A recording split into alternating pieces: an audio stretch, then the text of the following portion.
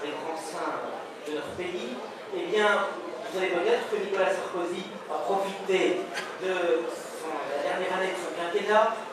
de son premier et sans doute dernier quinquennat, au moins qu'il permet de le souhaiter,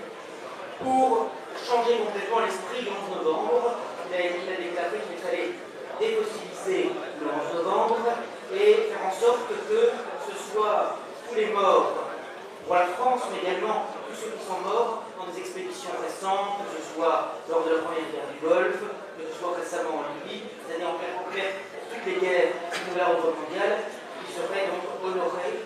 ce jour-là. Ce qui est très choquant, parce que autant autrefois dans les guerres, on pouvait son drapeau, on pouvait sa terre, pour son peuple, pour sa patrie, tel n'est plus le cas aujourd'hui, puisque malheureusement, l'armée française, comme la plupart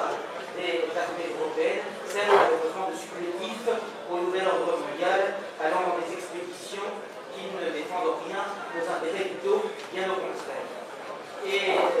c'est intéressant de voir à quel point le dirigeant de la France, dont son père avait d'ailleurs dit dans Paris Match il y a quelques années que certes, pas de Sarkozy, mais d'origine hongroise, eh bien il avait dit que certes, il était content que son fils Nicolas soit président de la France, mais qu'il aurait beaucoup aimé, beaucoup mieux aimé, qu'il fût président des États-Unis d'Amérique. Car en réalité, le grand rêve de Sarkozy, c'était effectivement cela, et c'est la raison pour laquelle il a américanisé de façon absolument vertigineuse la politique française et décrédibilisé la fonction du chef de l'État. Alors, ça c'est une petite introduction, mais pour vous dire en quelque manière à quel point, depuis qu'il est arrivé à l'Élysée, eh bien, Nicolas Sarkozy a changé considérablement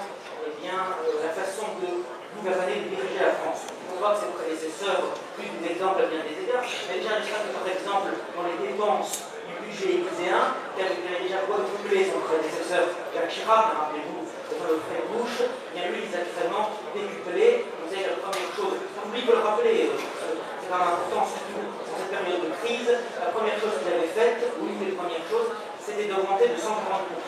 son salaire présidentiel. Il est de 19 500 € officiellement, et François Fillon, dans le plan de rigueur qu'il vient de présenter, a osé dire que finalement le gouvernement et l'exécutif allaient faire un effort en gelant les salaires du président de la République et du premier et des ministres. Donc, je rappelle, le salaire des ministres, c'est 11 000 €, le président de la République, 19 500 €. Or, c'est d'autant plus choquant qu'ils n'ont pas de dépenses personnelles à faire, puisque tous leurs voyages, leurs frais de bouche sont payés et qu'ils n'ont rien de dépensé à titre personnel. Il est loin le temps où le général de Gaulle, pour lequel nous n'avons plus d'estime, mais au moins il faut lui rendre ce mérite, lorsqu'il recevait à l'Élysée à goûter ses petits-enfants, il payait le goûter avec sa retraite de général de brigade. Mais loin ce temps-là, on sait très bien que les politiciens actuels eh bien, se servent exclusivement, non seulement de l'argent public, on abuse même parfois, même souvent,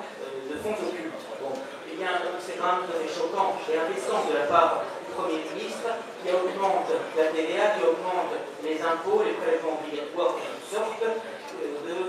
présenter cette proposition qui est une véritable provocation.